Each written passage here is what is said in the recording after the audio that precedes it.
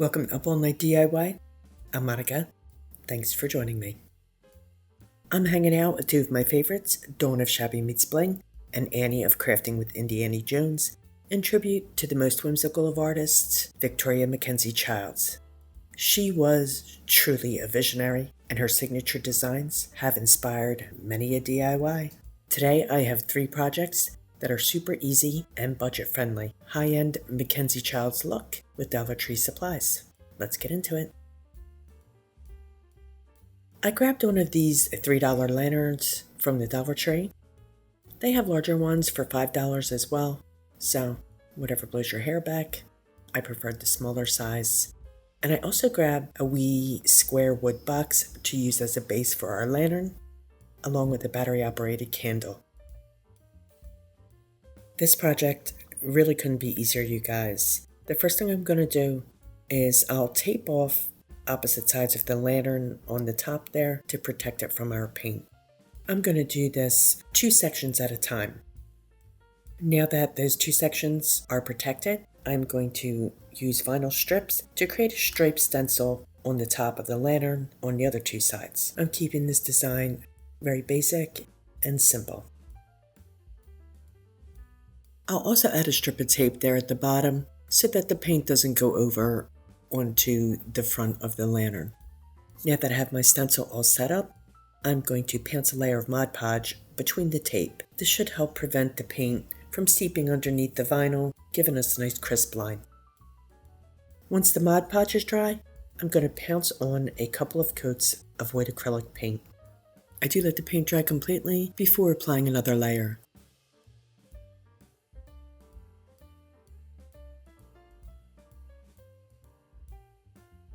Now for the bottom riser section, I painted the sides of my wood box white and I taped off stripes to mimic those on the top of the lantern. Now I'm going to apply a top coat of black to the box, and I did just use a paintbrush to apply the black paint, and I gave it 2 coats.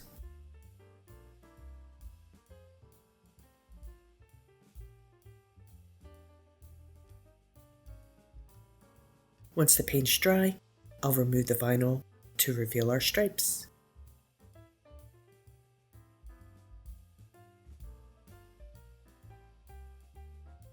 I want to add a little dimension, so I'm going to grab my FolkArt floating medium so we can add shading to the stripes.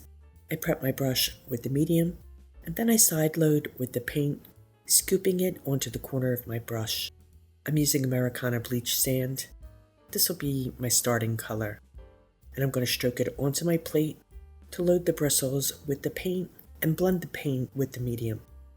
I hold the paint corner of my brush where I want my darkest shadow, and I lay down that stroke. I want to add the shading to both sides of the stripes. Now this is a very light color, so it may be difficult to see on film here, but once it's dry, it's a lot more visible, less subtle.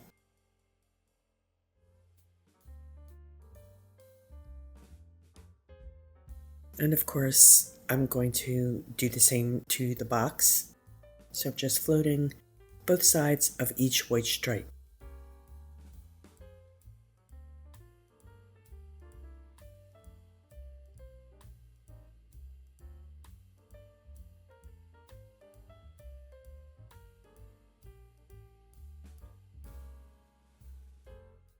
To shade the black stripes, I'm going to use Ceramcoat Charcoal. And I'm just going to float first down the one side. I'll go completely around the top of the lantern, and then I'll come back and float the other side of each black stripe. And just like before, after we finish the top of the lantern, we're going to repeat this on the wood box.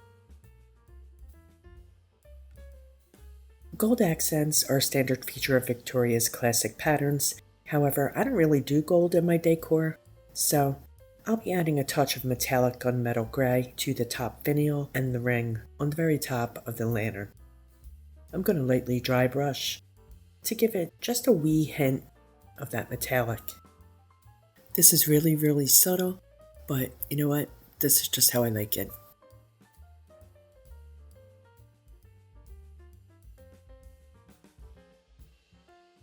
Now I'm going to come back in to add a wee dash of Sea Foam green to the white stripes. Victoria's courtly check pattern does have shading. I believe that the black sections have a purple shade and the white has a yellow ochre shade to it. While the shading is a nod to Victoria's whimsy, I make it my own by choosing colors that reflect my personality and, my home decor. I think that's one of the things that I appreciated the most about Victoria and her artwork is that she really encouraged whimsy and the use of color and pattern to suit your personal preference. So that's what I'm doing here.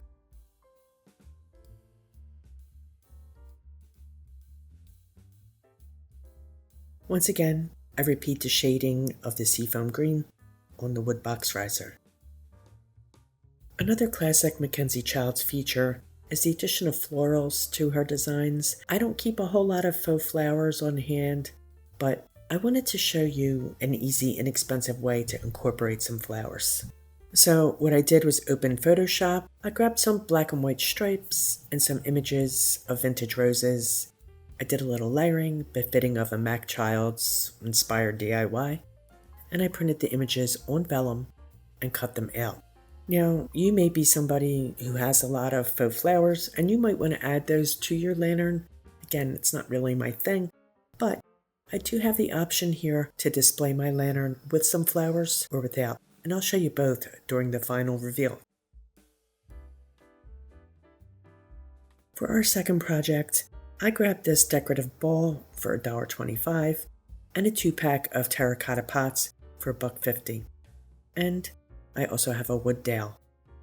And what I did was drill a hole in the bottom of my ball, big enough to accommodate my wood dowel. And we're going to be giving the ball and the pot 2 coats of white acrylic paint.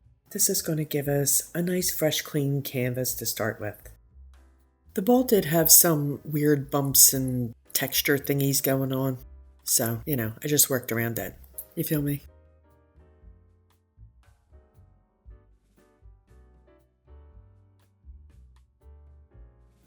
I draw a check pattern onto the bottom section of the pot. I'm using just a rando piece of cardstock to assist with my pattern. I'm being very whimsical here myself, not at all worrying if anything matches or if anything's the same size, just winging it. I am going to create the classic checkerboard though, rather than just stripes.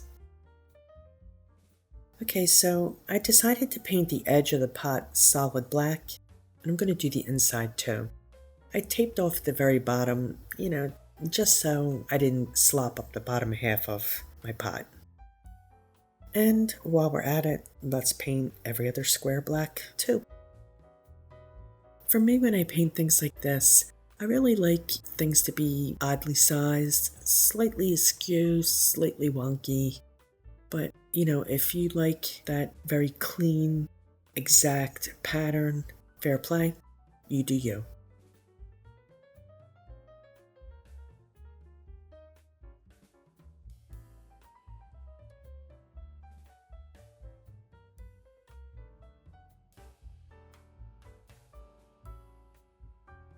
Now, you can see, and this was part of the reason why I chose this ball, is that it's already segmented, which is going to save me from having to do it.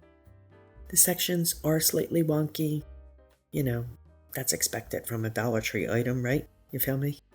But like I said, I do kind of like that. I like when things are slightly oddball. So I'm going to paint every other section black, doing my best to keep it as neat as possible.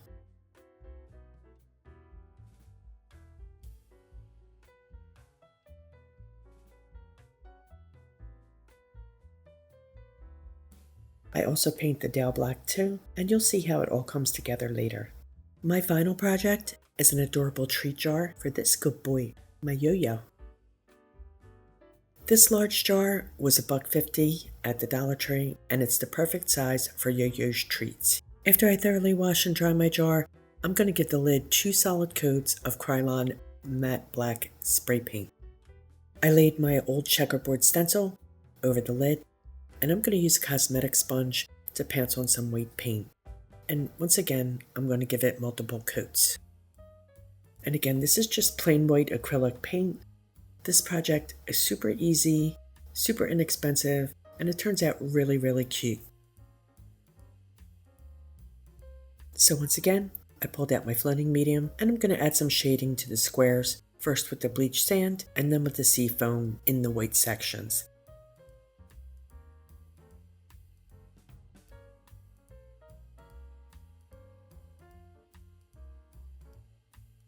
Charcoal in the black section, just like we did on the lantern. Of course, this is up to you. The black and white looks cute just as it is. Maybe you want to go in between each of the squares and add a little gold dot. Whatever blows your hair back, whatever suits you, do that.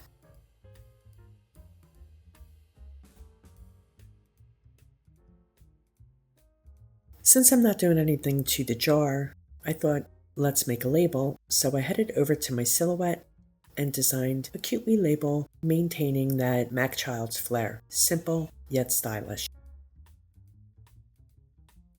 In my silhouette design studio, I created 2 rectangles, one to fit inside the other. I typed out the word treats in a stylish font. And I even added a small bone and paw logo. I cut the label from white and black vinyl. So here's our wee simple designed label, and I'm just going to pop it right here onto my treat jar. Done and done. Let's take a look at our homage projects to the fabulous Victoria MacKenzie-Childs. I love the way this lantern turned out. It was so simple to make, and it really does have that MacKenzie-Childs flair. All in, it cost me a total of about $5.50. That's quite the bargain. And here I took that vellum image that I designed and just wrapped it around the base of the candle to add those flowers. And as I mentioned, you could always dress up your lantern with faux flowers, ribbons, bows, whatever you prefer. I myself like to keep it nice and simple. Here's our decorative ball decor. I added some fabric strips and some baker string to embellish. This is perfect for any time of year. I love black and white. This will fit in just about anywhere in my house. I think this piece is just so much fun. I love the stripes, I love the checks, I love the wee scraps of fabric and the wee bits of string. It makes me think both of a topiary and of a balloon. I love stuff like this. Let me know what you think. And finally, our wee treat jar for Yo-Yo. Again, a super simple project. All we did was paint the lid, added a few checks, a little bit of shading, and of course, the treats label. So simple and basic, yet really has the MacKenzie-Childs whimsy. I hope you liked today's projects, and I hope it gives you a little bit of an idea of just how easy it is to create your own MacKenzie-Childs inspired pieces. I just went to the Dollar Tree, and for a couple bucks, I picked up a couple items that really lent themselves very well to that particular style, and I had so much fun making these projects. I want to thank both Dawn and Annie for putting this collaboration together. Hats off to the lovely, very talented Victoria MacKenzie-Childs. She will be greatly missed. Please be sure to check out Annie and Dawn's channels. You're going to find links in the description box, as well as a link for the playlist. Please watch everybody's videos and show everyone some love. Please like, share, comment, and subscribe, and all that good stuff. Stay creative, my friends. Thanks for hanging with me. See you next time. Up all night with Monica.